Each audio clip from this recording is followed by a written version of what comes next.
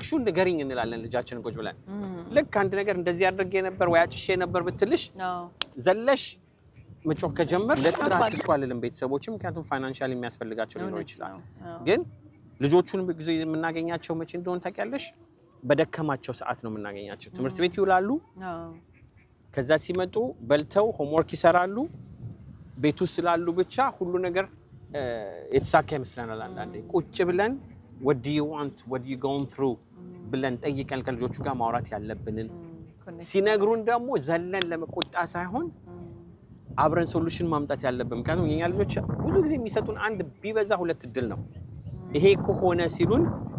ዘለን እነሱ ላይ ምንጮህ ከሆነ ሁለተኛ አምነው አይነግሩን ሪአክት ምናረግ ከሆነ ሁሌ እንላለን የፈለግሽውን ንገሪኝ እንላለን ልጃችንን ቁጭ ብለን ልክ አንድ ነገር እንደዚህ አድርጌ ነበር ወይ አጭሼ ነበር ብትልሽ ዘለሽ መጮህ ከጀመርሽ ከባድ ነው ስሜቱ ግን you lost them ገባሽ ምን አባባል አለ ይመስልሽ ግን ስናገር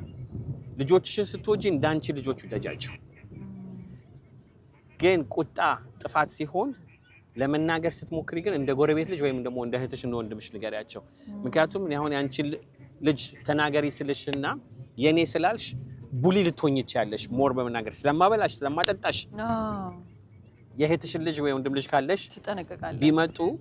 እንደዚህ ነበር ሲሉሽ አባብለሽ ምን ብለሽ በስርዓቱ የምታናገሪያቸው ድምጽሽ ራሱ ከፍ አይልም እውነት ነው ምክንያቱም የኔ ብለሽ ቡሊ ሳይሆን የምታረጊው የሌላ ሰው ስለሆነ እናቷም ትለኛለች አባቷም ትለኛለች ብለሽ ታስቢያለሽ ይሄንንም ስታስቢ እግዚአብሔር ምን ይለኛል ብለሽ አስቢ ጎረቤት ምን ይለኛልና ሁሌ ኢሞሽናሊ ኮኔክትድ በጣም ሆነን ስለሆነ የምንናገረው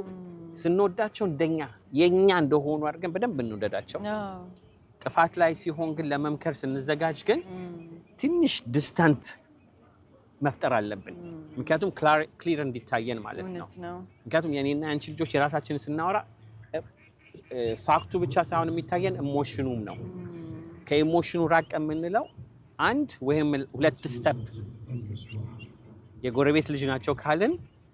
ልክ ነው የምትጮሂበትን ጩኸት ትቀንሺዋለሽ ራስን ማስተማር ያስፈልጋል እንደዛ ብሎ መቀየር ልክ ነው አሁን ልጆቼን ልቆጣ ስል የሌላ ልጆች ቢሆኑ እንዴት ነው መመክራቸው ላለ ያኔ ኢሞሽኑን አውጣል ቀላል ነው እያልኩ አይደለም ግን ፕራክቲስ እናድርገው